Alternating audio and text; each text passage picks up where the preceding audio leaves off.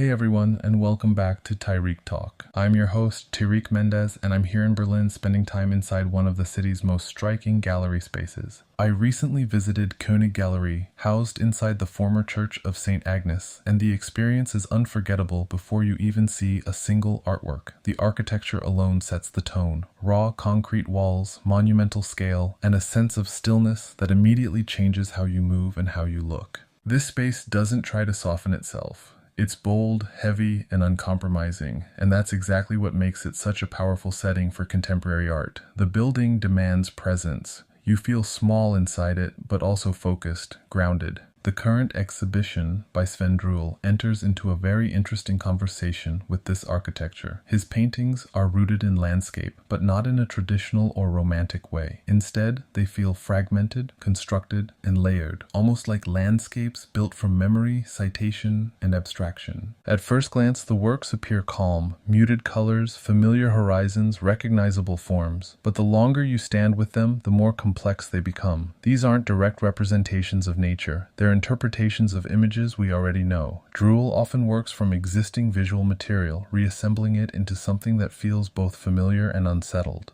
What I found compelling was the tension between the serenity of the landscapes and the conceptual weight behind them. You're looking at scenes that feel peaceful, but they're built from layers of reference, history, and repetition. It raises questions about originality, memory, and how we collectively imagine nature. The scale of the paintings matters here. In the vast concrete interior of Konig Galerie, the works hold their ground. They don't disappear into the space. They quietly assert themselves. There's a balance between restraint and presence that feels intentional. Walking through the exhibition, your pace naturally slows. The space encourages distance between works, and that distance allows each painting to breathe. You're not overwhelmed. You're given room to think. Being in Berlin adds another layer to the experience. This is a city deeply aware of reconstruction, repetition, and recontextualization, and Druhl's work feels aligned with that mindset. The landscapes aren't nostalgic, they're analytical. They ask you to consider how images circulate, repeat, and evolve over time. What I appreciated most about this exhibition is its quiet confidence. It doesn't demand an emotional reaction, it allows contemplation. And in a space as monumental as Konig Galerie, that kind of restraint feels powerful. By the time I stepped back outside, the city felt different, more structured, more graphic. That's often the sign of a strong exhibition, when it subtly shifts how you see what comes next. If you're in Berlin and looking for a gallery experience that combines architecture, concept, and painting in a thoughtful way, Konig Galerie and this exhibition by Sven Druhl are absolutely worth your time.